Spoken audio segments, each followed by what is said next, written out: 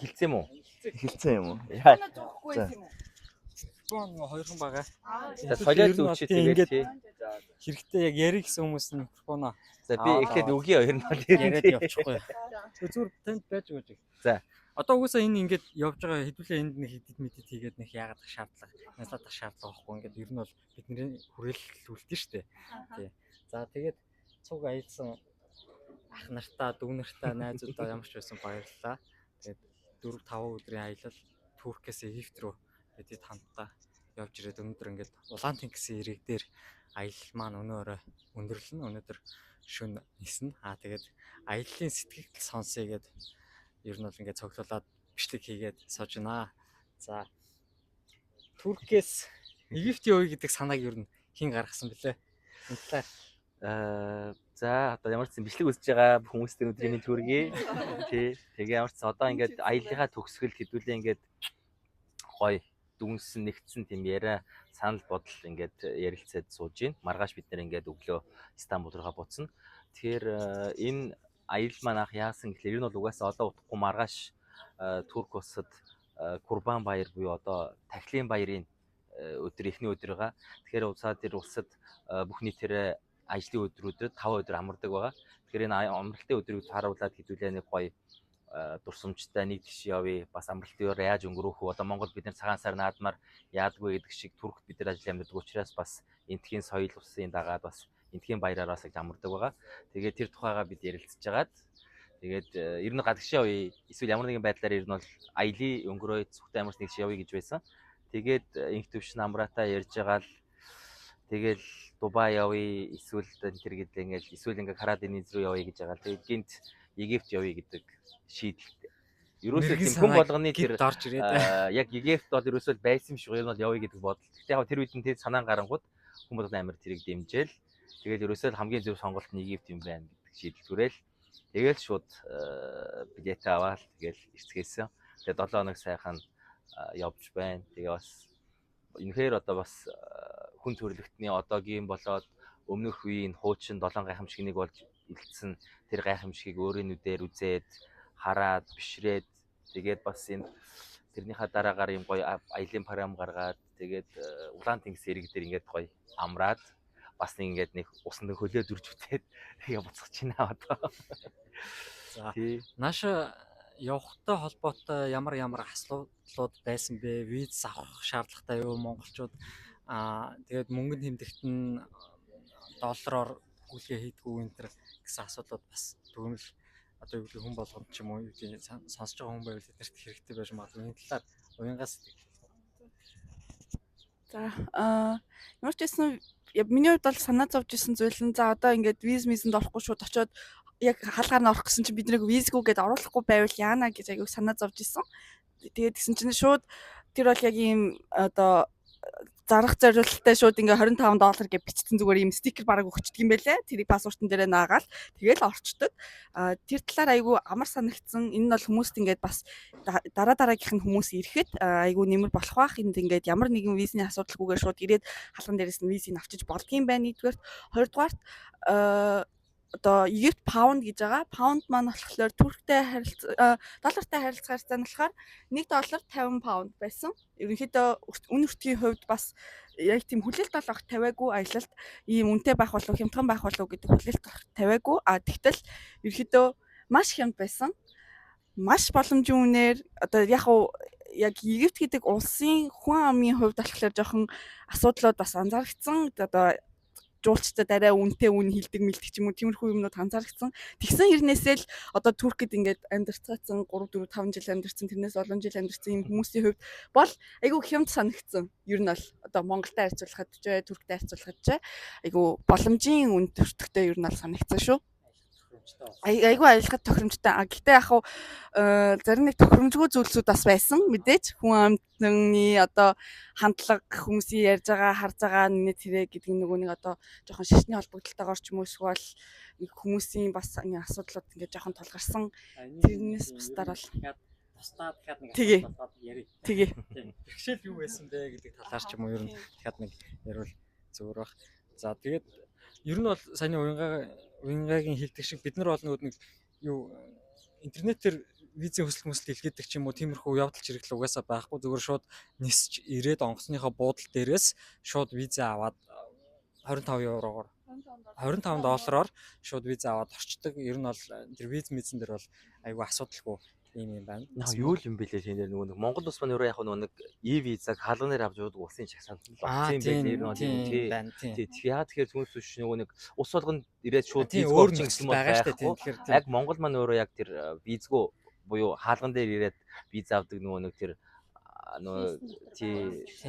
тийм учраас л орж байгаа юм билээ. Тэгэхээр Монголын паспорт иргэдэл хамааралтай гэсэн үг. Туркууд ч бас тэнд хамт орд юм шиг байна. Тэгээд ер нь тэр улс иргэд маань ер нь тий асуудалгүй байсан тий.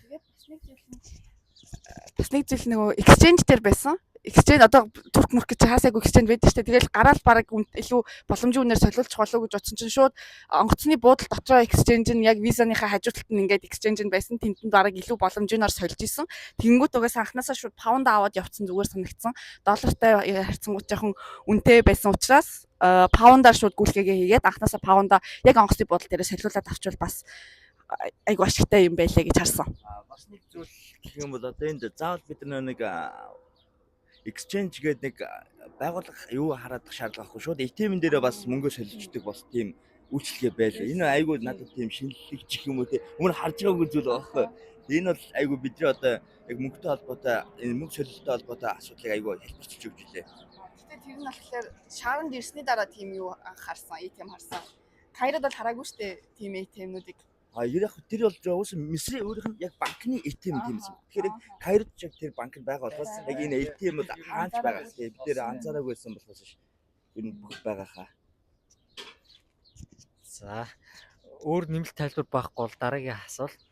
Амраа битэр ингээд нэг шөнийн нислэгээр бид хэд ирсэн. Тэгээд Кайро хотыг ингээд харахад ер нь бол ингээд 20-30 минутын турш дээгүүр нь нисгэд ингээд гэрлэн огт тасраагүй ч юм уу те ингээд бүр амар том хот санагдчихсан. Тэр талаарх мэдээлэл хүн амын талаарх мэдээллийг нэг тавьж дурдаач.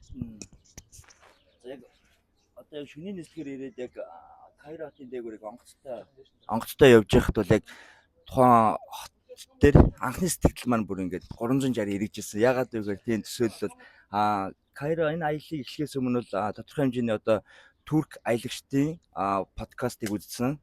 Тэгэхэд бол ингээл ер нь жоох юм бүтээн байгуулалтын хот төлөвлөлтийн талаар бол ингээд айгүй тийм ядуу зүдрүү тийм буураа орон байна гэж бодсон боловч яг хот дээгүүр нэгэ шөнийн нислэгээр ингээд харахад бол тэр хот төлөвлөлт бол угаасаа ингээд шал өөр гоё үнэхээр тасгай харагдсан. Яг буугаад бол уус орчин нь бол өөрөө хаана байгаагаа шалтгаалаад уус орчин нөхцөл өөрчлөлтөд явж илаа. Пирамидын ойр авийн хүрээлэн буй орчин бол угаасаа үнэхээр тасгай пирамид бол үнэхээр гоё. Харин тэндээс гараад нийгмийн одоо зах одоо дэлгүүр хоршороо хотын зах руу орох юм бол угаасаа шал өөр байсан.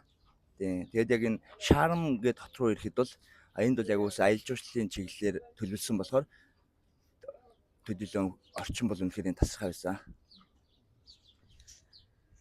Тэгэхээр ер нь бол хоёр өөр хотоор нэг нь одоо биднээс сууж байгаа Шарм гэдэг хот энд бид нар Улаан тэнгисийн ирэг дээр ер нь бол ирсэн сууж байгаа. За яг нэг пирамид байдаг хот бол нөгөө Кайро гэдэг нийслэл тий. Тэгээд ер нь бол одоо энэ улсын 90-95%-ийг арабууд эзэлдэг. 110 гаруй сая хүн амтай юм улс юм байна. За дараагийн сэтгэлдлийг пирамидтай холбоотойгоор одоо пирамид төсөөллөөс чинь ямар байсан бэ гэдэг. Анх удаа пирамид дээр за бүгдээрээ бөөнөрөө ирсэн. Анхны сэтгэл би аяг том гэж бодсон. Ерөнхийдөө бол нэлээд том гэж төсөөсөн. Гэхдээ яг төсөөлөл юм бол яг талаар байсан. Бүр айгүй их хэтэрхий том төсөөсөн байлээ би. Тэгээд тэгтээ бол ингээд харангуут маш том одоо эндээс энэ хүрэх хэмжээний ийм урттай том чулуунууд байсан. Тэрийг бол хүн хизээч үргэж дийлэхээргүй тийм чулуунууд байсан. Маш гайхалтай хүмүүс яаж тэдгэрийг барьсан бол яаж тэдгэрийг зөөсөн бол хэрхэн хийсэн бол гэдэг нь их сонирхолтой. Тэгээд маш олон таамагуд байд юм байлээ. Гэхдээ одоо хүртэл тайлагдаагүй. Заавал хүн болгон ирж үзэх ёстой газруудын нэг юм шиг санагдсан. Мөн дээрэс нь энд ялангуяа Монгол хүмүүсийн хувьд бол маш олон одоо тийм өөр шинэлэг хизээж харж байгаагүй, соёл хизээж харж байгаагүй одоо зүйлс бас үн байгаа юм шиг санагдсан. Тэгээд энд ирж байгаа хүмүүс бол ерөнхийдөө бол юу ямар одоо тийм алийн хөтөчгүйгээр өөрсдөө шууд ирээд аль одоо орчныг нь мэдэх юм бол илүү шинэлэг байж магадгүй. Зарим талдаа бол айгу боловсрсон хөгжсөн байсан, зарим талдаа бага зэргийн хөгжөөгүйгээр байсан. Тэгэнгүүт бүгдээ ирсэн бол одоо бүгдийг нь үзүүл хэрэгтэй юм шиг санагдсан. Тэгээ пирамид их гоё байсан, 3 пирамид байсан, 3 бас жижиг байсан. Тэгээ дотор нь орж үзсэн. Дотор нь бол яг үзэх юм гэхээсээ илүү одоо ханы байрлал тэгээд тийм хонгол одоо тийм өрөөнүүд тасалгаануудыг илүү харсан. Тэгээ шаттай тийм байсан. Би энэ дээр тайлбар хийх хэрэгтэй гэж бодлоо ер нь тий. За тэгтээ. Тий. Пирамид бол одоо угаасаа бидний ирж байгаа маш том шалтгаан учраас хүн болгон яг энэ юун дээр асуудал дээр адилхан байр суурь илэрхийлээд нэмэлт тайлбар юунуудаа хийгээд яваа. Одоо үгүйсээ бид нар чи юу болсон шүү дээ. Яг пирамид гэдэг маань болохоор хизээ баригдсан мэ гэдэг зүйл баг манай эртний өмнөх 2500 оны жилийн өмнөх хэрч одоо ингээд 4500 жилийн өмнөх бид нэр баригдсан зүйлийг 20 жилийн хугацаанд барьсан пирамид гэж байгаа. Энэ пирамид болохоор чи бид нар болохоор яг 3 пирамид үүссэн. Хамгийн том 3 пирамид. Гэхдээ яг одоо ингээд пирамидын түүхийг хаах юм бол тэр чинь 30 гаруй пирамид эргэн тойрондоо байдаг. Яг нурж унаад чиний хийснээр өндөр гэдэг тэр нэг 9 доогоор ороо газар доор орцсон энэ тэр ингээд тэр утгаараа ингээд тийм болцсон юм байна л. Яг одоо байгаа яг энэ болохоор яг харагдах байдал нь багасаа илүү нөгөө тэр газар доор ч монстрохоос нь орцсон байгаа учраас тэгээд ингээд байнга нураалгаа юм билээ тэр энэ. Яг хамгийн харамсалтай нэг зүйл нь юу гэсэн гэхээр нөгөө нэг дэлхийн 7 хаймч нэг амар чухал зүйлийг энэ ус маань бас жоохон тийм үнэхээр хамгаалж чадахгүй ингээд өдрөг тусам ингээд хүмүүний гараар улам ингээд бид нэр бас тэр нэг хамгаалж чадахгүй нэг мөхөөж байгаа өхөл одоо юу гэж хэлэх юм монголоор яг тэр нууц ирэхгүй л тий ингэж байхгүй болгож байгаа хэсэгт нь бид нар ч оролцож байгаа хэрэг тийм маягаар явсан. Тэг яг мэдээж хамгийн гол юм нь яг ингээд тэр юмыг яаж барьсан бэ гэдэг одоо хүртэл тайлбардаг байгаа гэдэг нь амар онцлог чухалтай байсан. Тэгээд дээрээс нь бид нэр яг бас аяллахын онцлог зүйл нь яг мэдээж тэр пирамидаа үсгээс гадна пирамид дотор яаж баригдсаныг харчаад яг дотор нь байсан бүх зүйлийг чи бид нэг музей очиж үзсэн шүү дээ ер нь тий. Тэгэхээр нэг яг тэр яаж аж төрж исэн, яаж исэн, юу хэрглэж исэн, яагаад пирамид барих болсон гэдэг зүйлүүд нь болохоор бүгд тэр музей үзснээр илүү тайлбарлагдаж байгаа. Тэгэхээр ер нь бол Египтэд бол мэдээж Каир, нийслэл нь яг зүгээр ирээд миний бодлоор яг эхлээд дараа нь бол ирнэ гэж бодож байгаа. Гэхдээ ягаад тэгэхээр энэ нь бол ямар нэгэн түүхийг, ямар нэг юмыг ер нь бол сайн уншиж судлаад ямар учиртайг нь мэдээд тодорхой хэмжээнд тэр мэдлэг олж авчаад тэгээд үзүүл илүү үр дүнтэй. Тэрнээс гадна яг мэрэгжлийн гайдтай ч юм уу яваад ингээд үзүүл илүү үнцэнтэй. Ягаад гэвэл яг нөгөө нэг түүх ярихаар ч нөгөө нэг яг сонирхож байгаа хүнд бол ингээд тухайн газрын нэг чулуун хүртэл амар үнцэнтэй түүх дэргэлдэг байдаг. Тэгэхээр нөгөө нэг миний бодлоор яг нэг тийм гаднах үзмжээс илүү нөгөө нэг тэр ягаад тийм 3 пирамид нь одоо байгаад байгаа юм. Тэр Спинкс нь ягаад байгаад байгаа. Яагаад гэвэл бид нар яг тодорхой хэмжээнд өөрийнхөө хэмжээнд үзсэн боловч дараа нь иж үзэхдээ нэг арай жоохон одоо нэг амьдараа үзсэн зүйлээ хүн ингээд судалж уншихаар арай жоохон нэгэнд буудсан шүү дээ. Ингээд тэ нэг цөхөж чадна гэсэн айн чи юм учраас ингэсэн юм байна. Ингэсэн тэгсэн байна гэд тэгчээд дараа нэг сайн нэг тодорхой мэдээлэлтэй болж ирчээ дахиад нэг үзүүлэлт ч юм уу дахиад нэг харуул илүү гоё газруудаар нь яваад магадгүй ирснийхэн дараа нөгөө нэг өөр бас нэг хотод нь бас тэр яг тэр нэг мумигийн хотууд нь яг пирамидын соёлууд энэ тэр бас нэг өөр хотууд юм байт юм лээ. Тэгэхээр заавал Каир ихэхгүйгээр яг тийшээ бас нэг оч үзээд явбал бас зүгээр юм болов уу гэж бодсон. Би дараагийн удаад нь бол тийм аягаар. Ягаад тэгэхээр ойрхон нислэгтэй тэгээ сая хэлсэн тэр санхүү өвдөч тэр бизнес өвдөч тэр асуудалгүй учраас бас амар давуу талтай юм гэж бодсон. Тэгээд яг одоо төгсгөлд нь яг пирамид тал дээр хэлэхэд бол ямар ч юм би амар баяртай байгаа. Ямар ч амьдараа пирамидыг үзсэн. Яг бидний хувьд нэг сая дижейн хэлдэг шиг амар тийм том хүлээлт гэхээс илүү тийм өнсөр том барилга гэж харж исэн. Гэтэл өсрөл байхгүй ингээл тэр чинь ингээл одоо бид тэр шүлүү хизээч өргөж чадхааргүй тийм байсан. Тэгээ ямар ч одоо ямар ч 7 хэмжээний үдчихлээ. Одоо тэгээд үлдсэн тэр аимшигд ямар ч ингээд дараагийнхаа жилүүдэд ингээ яваад ямар ч тийм гоё үзэн л гэж бодож байна ямар ч тий. Тэгээд над бол амар эцэст нь яг пирамидын хувьд хэлэхэд бол амар гоё байсан. Ер нь бол тийм сэтгэл хангамж 100% байгаа юм бол юм тий. За энэ уянга Миний хувьд болохоор би чинь аяллаа анханасаа багт нь ороогүй байсан байхгүй би чинь сүүлд нэмэгдсэн. Тэнгүүт би зүгээр ингээд анханасаа би пирамид үзэх яг ингээд Египт яваад пирамид үзье гэсэн зорилгоор биш ингээд хүмүүстэй гоё цагийг өнгөрөөе аяллаа одоо үзэж хараагүй юм аа үзье гэж бодсон. Тэнгүүтээ пирамид дээр бол би ямар ч хүлээлт тавиагүй. Тэр пирамидыг жижигхэн байна уу том байна уу чулуун ямар байна ийсэн ямар ч хүлээлт тавиагүйгээр би зүгээр яг харанхуул ирсэн. За ингээд пирамид л үзэж байгаа юм байна л гэж бодож ирсэн. Тэтэл орчны үед бол угаасаа маш гайхамшигтай байсан. Пирамид бол үнэхээр агуу ийм одоо зохион ингээд бүтээн байгуулалт байсан. Тийм учраас миний хувьд бол анханасаа хүлээлт тавиагүй хүний хувьд бол маш гайхамшигтай, маш ийм өндрөөр одоо өндөр сэтгэгдэл үлдсэн надад. Яг уу зарим нэг жижиг сажиг асуудлууд бол байсан мэдээж. Одоо ингээд хогны асуудал ч юм уу ингээд жоохон арчилгааны асуудал энэ тэр юм дээр ингээд арай өөрөөр хандсан бол энийг ингээд илүү гоёор авч явах магадгүй боломжтой юм болов уу гэж харсан.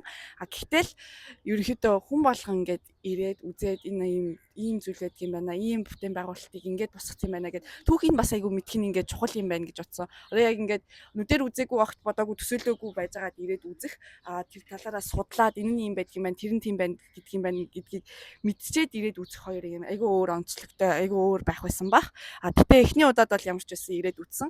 Үнэхээр амар аз завшаан гэж юу нь болсон. Амар хямдхан хөвтгөөр ингээд ирсэж байгаа маань бол миний хувьд бол амар аз завшаан байсан. Ингээд энэ ах хичнээнтэйгээ ингээд багтаад ингээд ирсэн маань өөрөө ингээд айгүй том аз завшаан байсан. Ер нь бол айгүй гоё зүйл үзсэн. Айгүй сэтгэл хангалуун байгаа. Пирамидын хувьд бол.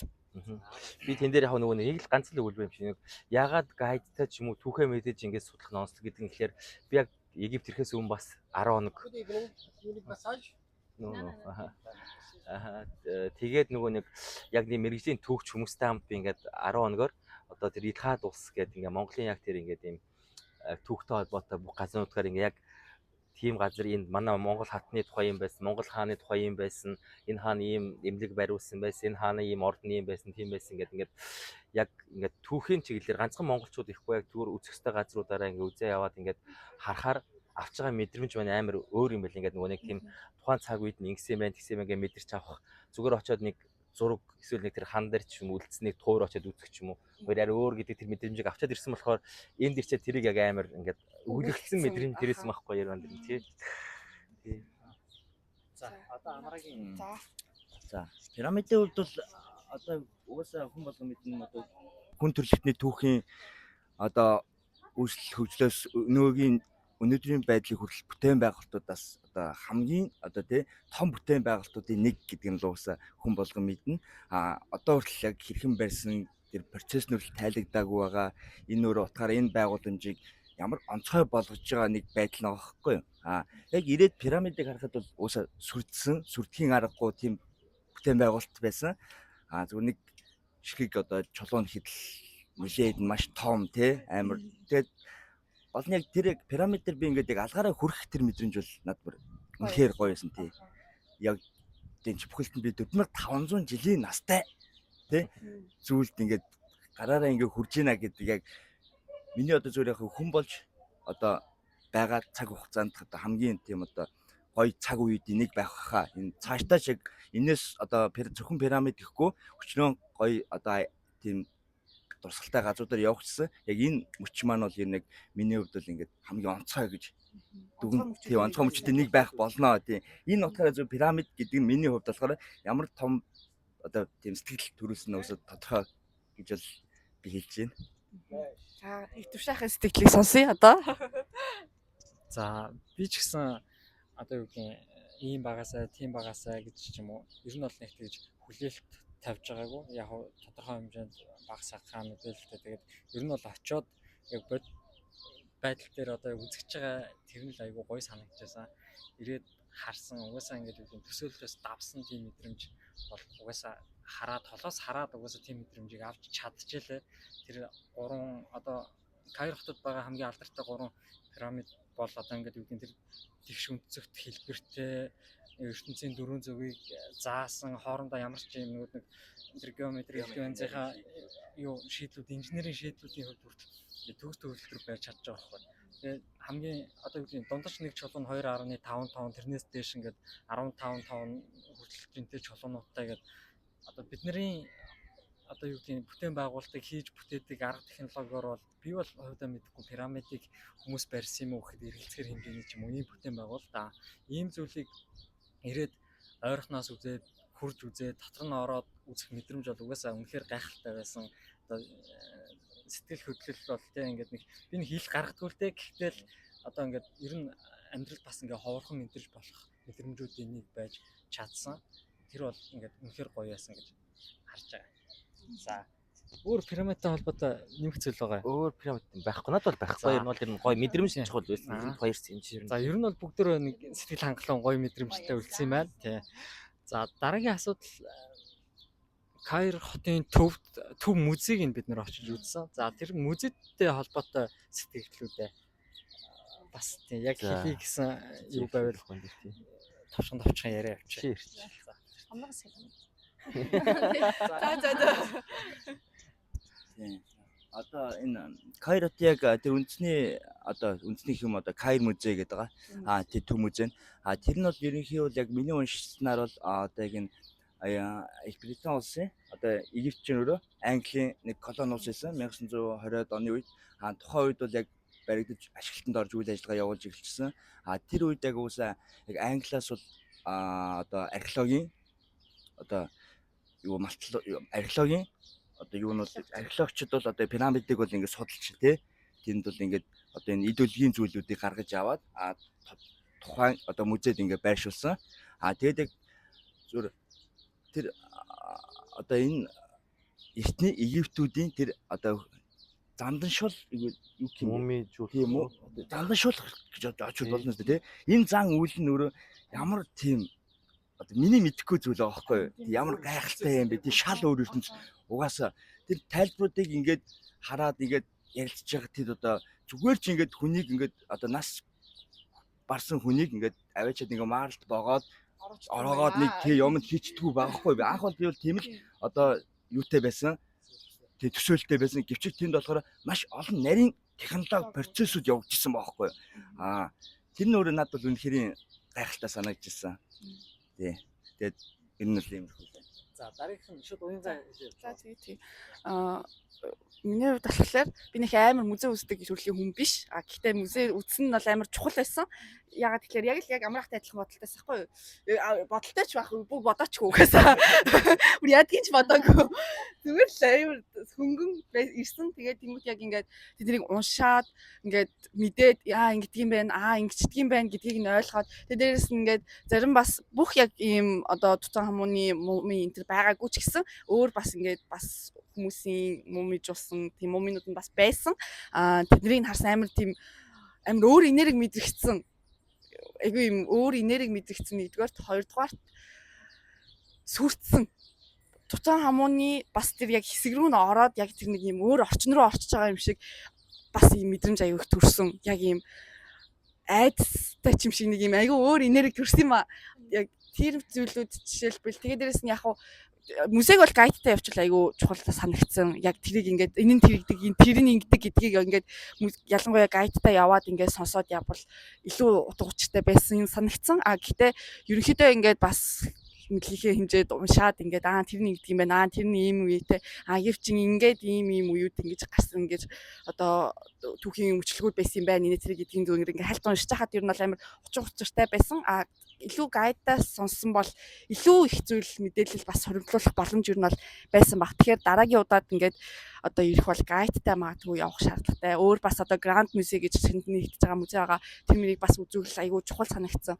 Яагаад тэгэхээр бүхэлдэн 4500 жилийн өмнөх тэрнээс магадгүй өмнөх ийм түүхүүдийг ингэж оруулж ирсэн тийм айгүй утга учиртай чухал тийм идэвхтэй зүйлсүүд байсан. Ер нь бол зүгээр юу байгаа камер байгаа.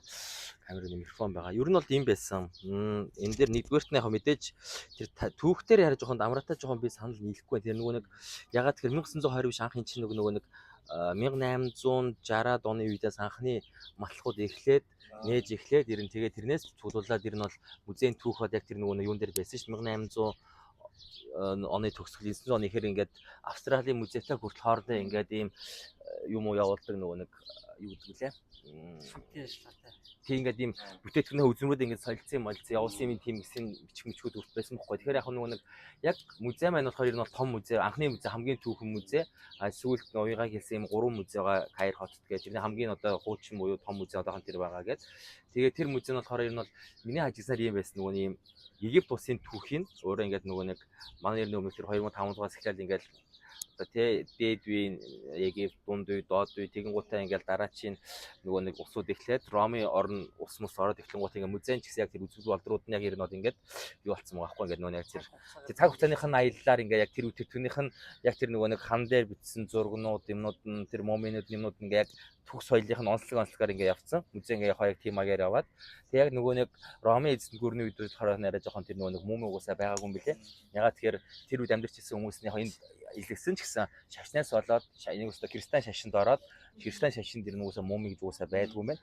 Тэгээ бус тэр хэсэгт нь болохоор тийм яг зүгээр тийм Ром соёл буюу одоо тэр Роми эзэнт гүрний үеийн тэр одоо тэр соёлыг л агуулсан зүрүүд одоо тэр бүнүүд байсан ч төгсгөл хэсрүү ороод харагдсан юм байсан.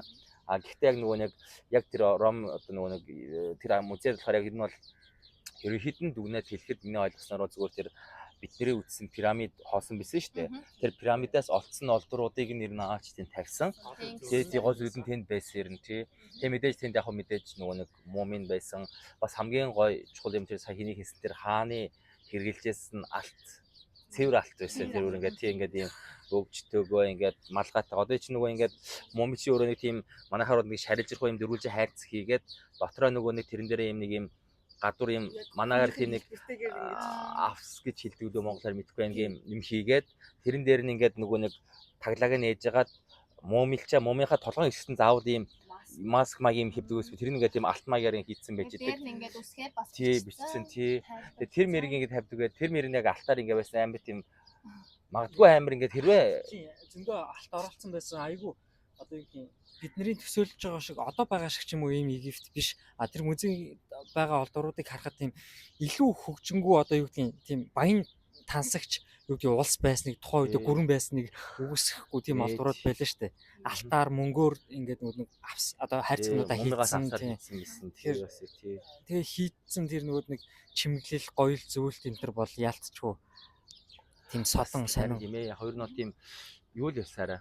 Гэтэ амар тийм бас харамсах зүйл нэг амар үнэтэй тийм юмнуудыг ингээд хамгаалахгүй хадгалахгүй айл гэдэг асуудал юу дахиад байсан юм. Одоогийн нөхцөл байдал нь айгүй ачаалал муутай. Тэгээ тоосон дарагдсан энэ тэр байгаа байдал тэрнээс амар таалагдаагүй. Яг ихтэй гоё л байсан л үзэхэд бас нэг энэ одоо тэр нэг кино үзэл нэг тийм нэг юм марлаар ороодсон интергал муми чи хийдэг мэсэн шүү дээ чинь тий яг тэр нь л угаасаа яг байсан юм байна. Нэг хамгийн сүүлд угаасаа л марлаар ороод ч тэгээ тэр байлгадаг тийм л байсан мөлий. Тэгэл харсан чинь тэгээд амар их юу байгаа гэсэн шүү дээ. Олцсон одоо ч гэсэн шинэ матлах хийхээр тал олдоод идэв гэсэн юм бол ер нь тий. Тэгэл ер нь бол одоо археологчдын хувьд бол одоо хамгийн том дээд одоо байж болох матлах хийж үсгэх хүсдэг одоо тэр нэг уулчтай хувьд нэг гимлайдер арай авирч үсэн гэдэг шиг энэ баг энэ пирамидын матлах баг амар тэр археологийн хувьд амар том одоо юу юм шиг үлээ шүү дээ. Өөрийгөө сорж үсэх олох тийм түүхэн юмыг алах тийм том юм шиг үлээ. Гэтэ гоё өсөө ер нь бол тэгээд музей өөртөөхөө хэмжээнд үзсэн судлаад аяны юм байна тийм байна гэж харсан. Яг хэрэгжилжсэн ховц хоноор бас тийм бугуувч муугч юу ч хэлээд нэг тийм эмгтээчүүдийн зүйлүүд усны юм нөгөө нэг юмнууд гэж ингээд хэрэгжилжсэн зүйлүүд нь савнууд байсан нөгөө ингээ вар сав ингээ хийсэн юмнууд вар эдлэлийн тэр нөгөө хүнсний юмнууд нь тэгэл ер нь яг нөгөө хэрэгжилжсэн юмнуудыг бас харсан. Тэгээ дээрэс нь гол онцлог сая ирсэн тийм моминууд байсан. Ер нь бол гэхдээ миний бодлоор амар тийм сайн судалж байгаа, сайн үзэж байгаа тэрвэл нэг 3 цаг амар сайн бол 3 цаг тэгээд бүхэн зөвхөн юм яриа бол 4-5 цаг үзчихэж баг дуусахаар тийм хөдөлмөртэй тийм том үзээ байсан юм тий. Үзэг бол ер нь гайдтай үзэх юм зөв дээр. За миний номинууд мэдээж маш сонирхолтой байсан. Тэгээд хоёр төрлийн бичиг үсэг байсан. Тэр нь бас их сонирхолтой санагдсан. Эхнийх нь болохоор амьтад болон янз бүрийн одоо тийм байгалийн дүрснүүд. За хоёр дахь нь болохоор ийм зүгээр одоо юу гэх юм бэ? Яг ийм дүрсэн ийм хоёр төрлийнх байсан. Дээрэс нь миний хувьд нэг хөгжмийн тухай хоёр олдуур харсан. Тэгээ тэр нь болохоор хамгийн эртний үлээр хөгжмийн төрөл бас юм байт юм байлээ. Тэгэнгүүтээ одоо манад судлагдж байгаа ятгын төрөл буюу босоо ятгын төрлүүд нь бас эндээс байт юм байлаа. Анхны гэсэн тодтолтой зөндөө олон босоо ятгын төрлүүд бас байлаа. Скифти ятга